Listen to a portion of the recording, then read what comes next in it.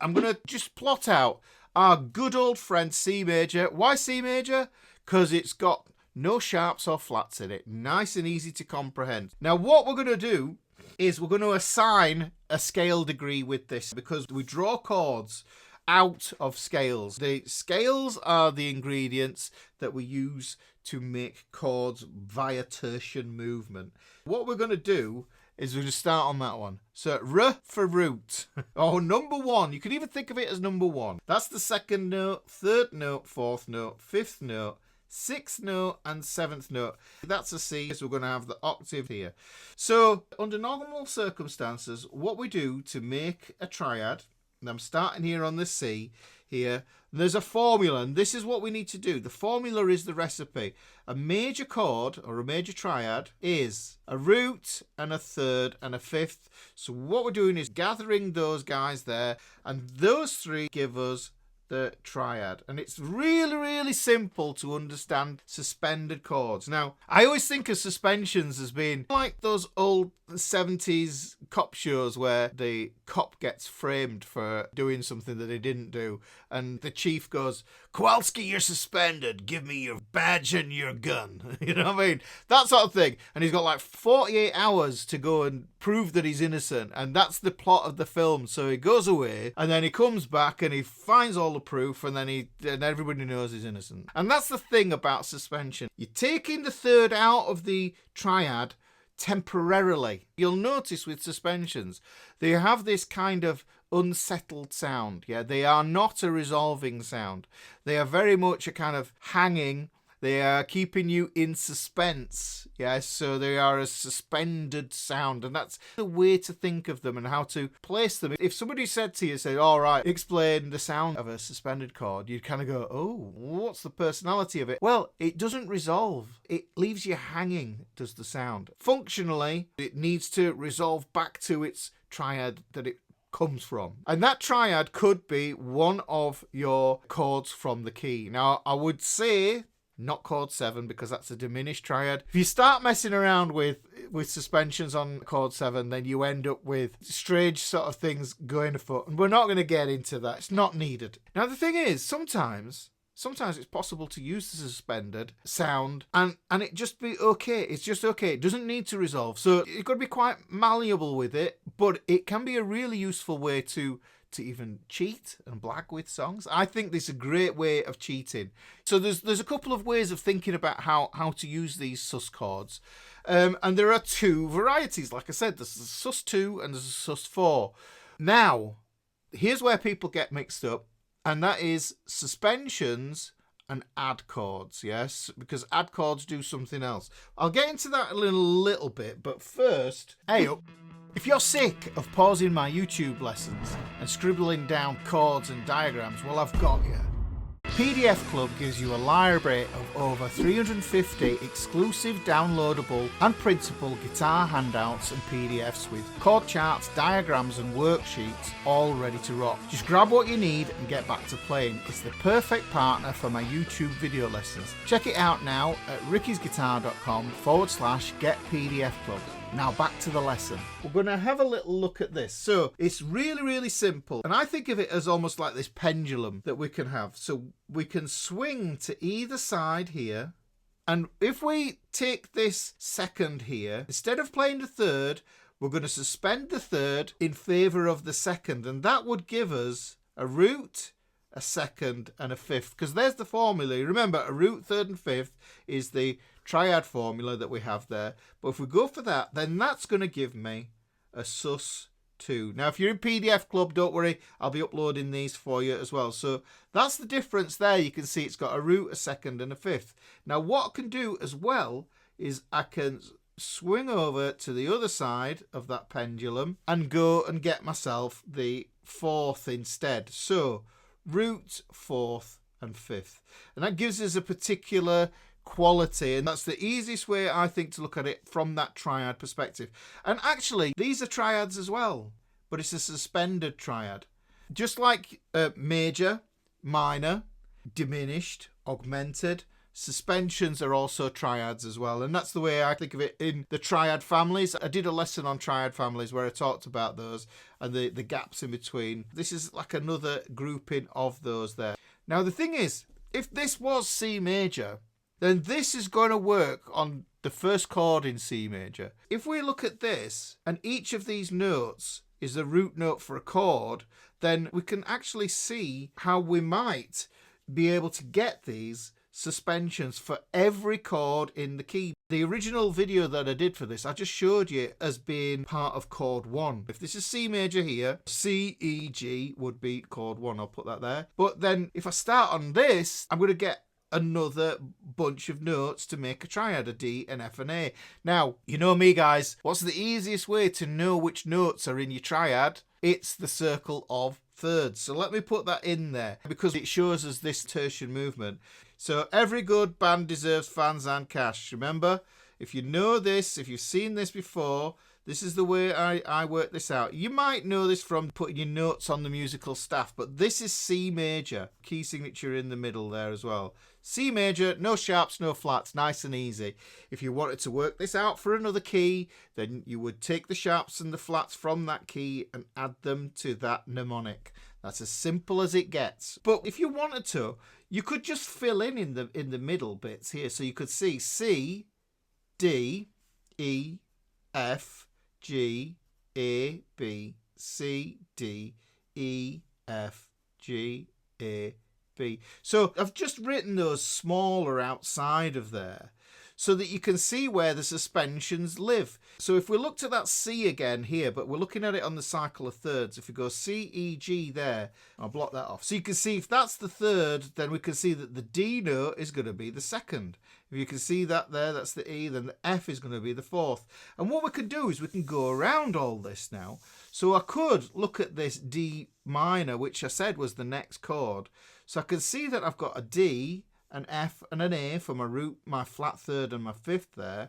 But now I can see that if I want to play a D sus2, then what I do is I suspend that third there and I go back in pitch to get to the second and I go up in pitch to get to the fourth. So you can do this with all the chords in your key. Now, there are some exceptions. Certain chords this doesn't work with, and I kind of think of them as becoming more sort of modal ideas, yes? So we do end up involving modes. This is why I think suspensions are very much tied to knowing your modal formulas. You need to understand and know and be able to recite your mode formulas. Yes. Someone says, what's Lydian? You go root, second, third, sharp 4, fifth, 6, 7. You just know it off by heart. So if you wanted to think about it in any key, yeah, so if we say C major, and I'll just transfer this over here, each of these notes here can become a chord if we turn it into a triad. So C, D minor, E minor, F, G, A minor, and B diminished. So these can become triads in their own self, and these are triads. Like I say, I'm just going to get rid of that B diminished there because what we end up essentially with is enharmonic equivalent chords that are better explained in a different lesson, to be honest, right? But there are a couple of chords that we have to know about with this. Like I said, the modes are important, and we might want to associate the mode with this, and then any alterations that we get to the mode, we can apply them to any of the extensions that we have on the chord. Because you remember, if you've seen the Rosetta Stone video, then you'll know that this is basically synonyms. So we have those modes there. So let me just state this from the get-go, and you'll see this as we go along. This chord 3 becomes problematic when it comes to suspensions, and the Lydian here becomes problematic when it comes to the suspension. So we'll take a look at these separately as well. You'll just want to get through the sort of theory aspects of this. So like I said, this is just a simple octave that we've got here going from C to C there, guys. That's just the simple octave. Now, what can also happen, and this is going to tie in with the add chords. So let me add the information that you need for add chords as well, because they are interwoven. And I'm just going to do that C major scale again. This is simple. We can take this up another octave again. We go C, D, E, F, G, A, B, C. And this is called the compound octave. So we've got the compound octave. Now with that tertian movement going up like this in thirds, you can see what I've done is I've collected my seventh here. And that seventh is what I think of as a bridging note into the compound octave, where rules change here when we hit that seventh. But everything in there is very, very simple. Suspensions are all about taking the note that we have as the third there and substituting it for either the second or the fourth. But what if the third is present and we still have these notes? Then a new thing happens. Yeah, so let me take this tertian movement over. You can see that what happens is if I jump over 3, B, C, D, then I get this D here. Jump over again, I pick up the F. Jump over again, I pick up the A. Jump over again, I pick up the C. Okay, now I need to label these with numbers as well. So root, second, third, fourth, fifth, sixth, seventh, 8. I'm just going to go up in numbers, guys. 9, 10, 11, 12, 13, 14. And we're back at the root note here. We're just going to call that the root note there. Now, I think everything in the simple octave is sacred. So the root, third, fifth, and seventh, we can't call them anything else in the compound octave. So you can see here, that E is the third. So we're going to get rid of this here, calling it a 10th. It does get called that in older piano music, but for now, we're going to just cross that out there because that third in the simple octave is sacred. So we're going to get rid of that for ease. Now, the fifth, this G here, we're not going to call it a 12th. That's just too much shenanigans going on there. We don't want that. And like I said, this seventh has such a specific switching function in bridging over that we need to keep that sacred as well. So that B here, it's a 7 there. In the compound, it could be thought of as a 14th, but we're not going to call it that. So we just get rid of those there. So essentially, we end up being left with the 9th, the 11th, and the 13th.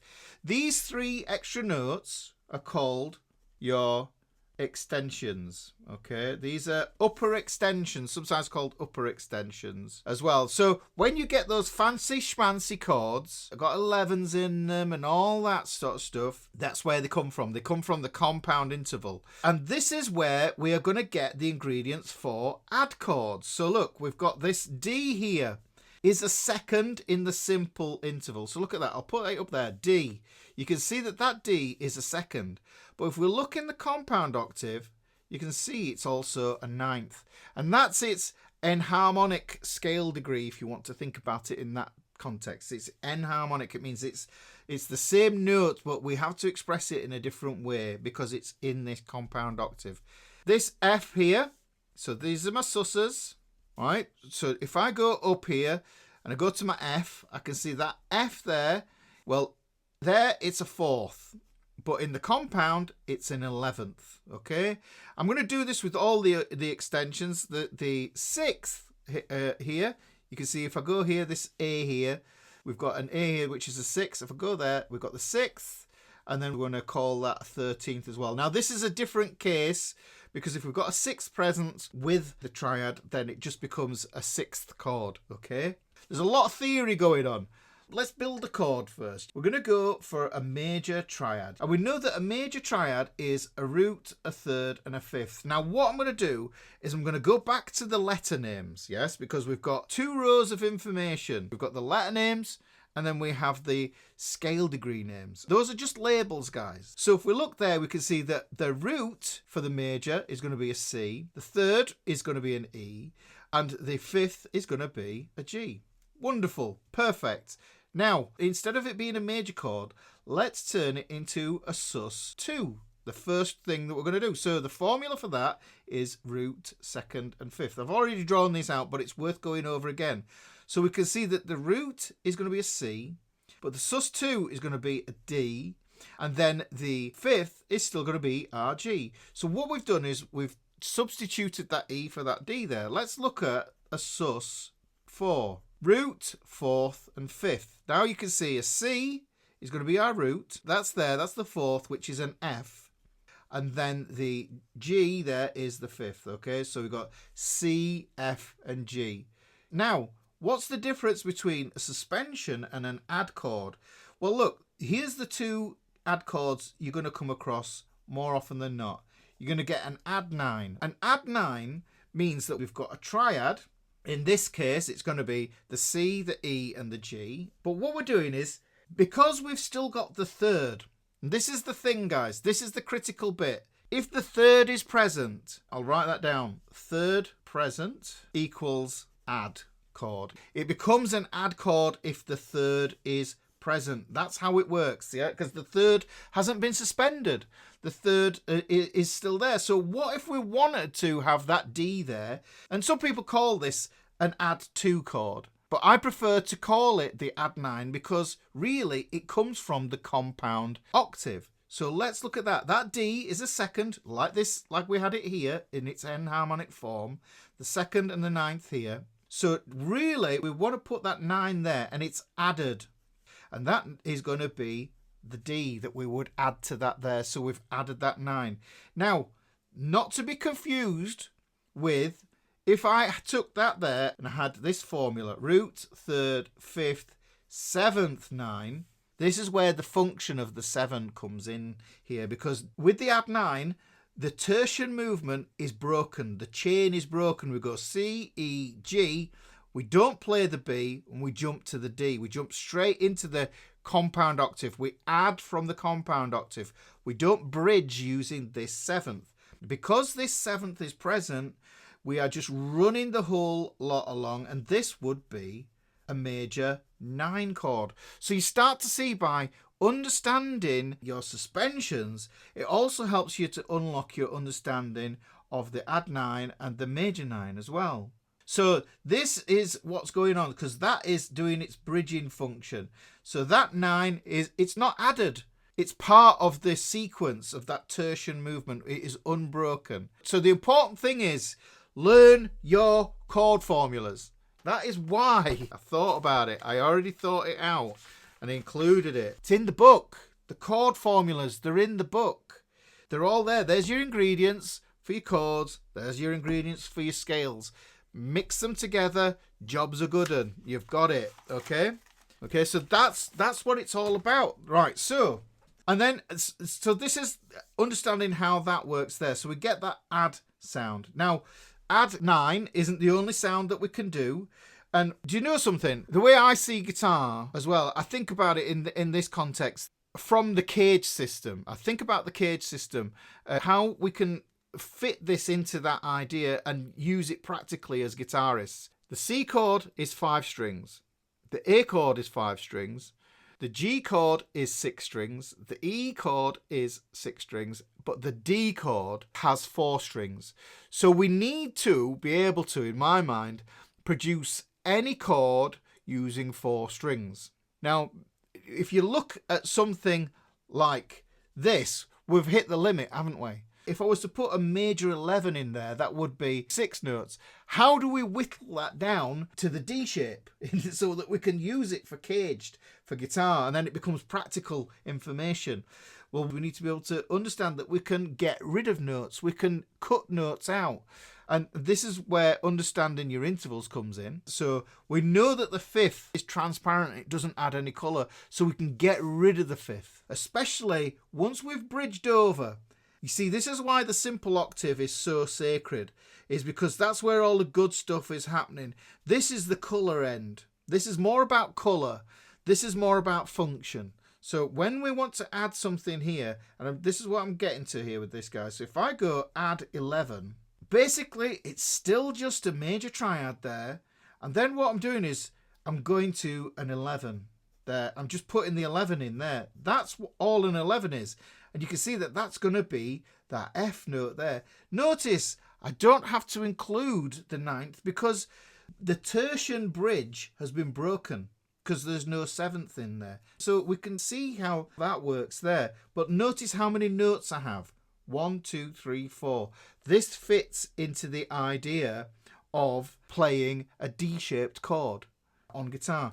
The major 9, look at this here. How would I handle this major 9 if I wanted to play a major 9 but using a D shape and I have 5 notes here? Well, I said that the 5th is transparent, so I could omit the 5th. Use the root, the 3rd, I'd get the 7th and then the 9th. That seventh has to go there because it's doing that bridging function. If it doesn't bridge, if there's no bridge, then it becomes an add. And then if there's no seventh there, then obviously you're reinstating the fifth. So what we've got to do is we've got to think about managing these notes in this way. But the thing is, you can contain it all within the circle of thirds and see whether it's a suspension or not. So if we look at the chords here, and I'm just going to put the triad here. That's my triad for that chord 1. Remember, this is a synonym. I'm thinking chord 1, it's the same as Ionian. And this is the same idea expressed as its basic triad, okay? And then what I can do is I can look at the Dorian. That's going to be D, F, and A, and you're probably squinting sideways like I am actually right now. Let me turn it around like that. That'll probably be easier for this. So you can see C, D, E is going to be my next one. E, you can see it goes over, it goes E, G, B. Or I can just follow it around on my circle of thirds. E, G, B. E, G, B. Every good band. Now Lydian's going to be F, A, C. Fans and cash. Lydian's going to be good band deserves. Aeolian's going to be and cash. Every Locrian's gonna be band deserves. Fans. We're looking at those triads there, and then what we're going to do is we're going to figure out by looking at the modal formula what kind of second, what kind of fourth we get. Very easy. And do you know what? Let's use the book. And I would recommend this if you've got the book, guys. Get your pencil and do this. Major Ionian. Well, I'm thinking of that as also as being chord 1. You could put that at the side there. Let's look at what kind of second and what kind of fourth we've got. We've got a bog standard second and we've got a bog standard fourth, which would make sense because that's the master formula for the key. The natural minor or the Aeolian, well, that is what we can think of as being chord 6.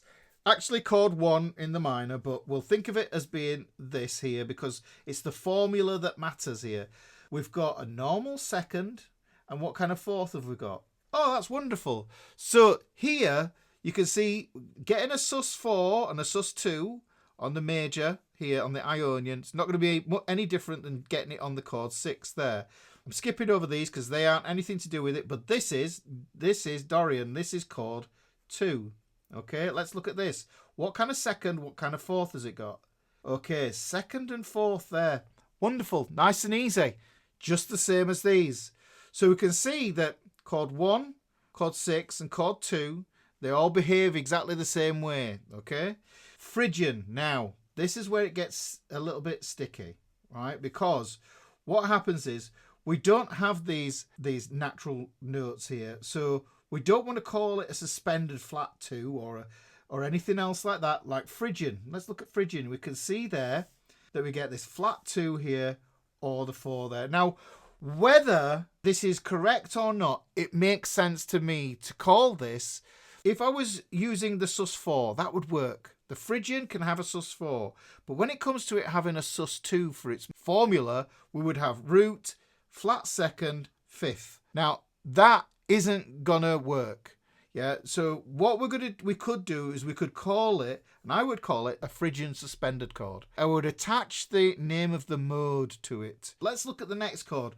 So look, we've got chord 1, chord 2, chord 3. Next one, Lydian is the synonym for chord 4. That's the mode that is attached. And here's what you can see. If I look at the second there, and I look at the fourth, well, you can see that the fourth is a sharp 4 now on this Lydian, which is a problem again. So what ends up happening with this is we can have a Sus2 on a Lydian, but when it comes to suspending the third in favour of the fourth, because it isn't a natural fourth or a perfect fourth, it's this altered fourth. What I would do is I would call that a Lydian suspended chord. So if somebody said Lydian suspended, I would be thinking of it as having the sharp 4 there. So now let's look at this. Chord 5, Mixolydian.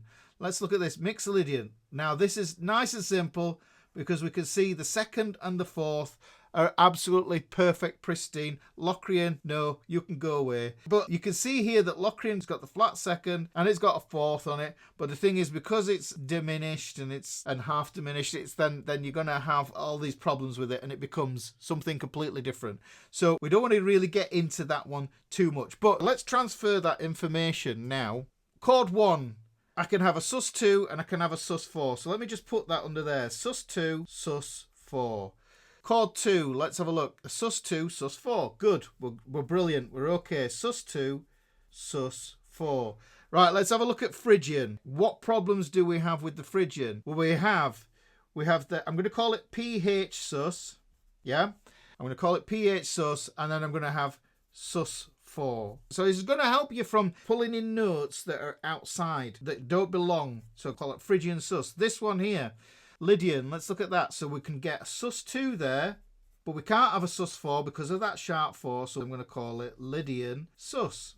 Then we get to the G, which is the mixed Lydian. Second and fourth is fine. Right, okay, so we can have both varieties there, Sus2 and Sus4 on that.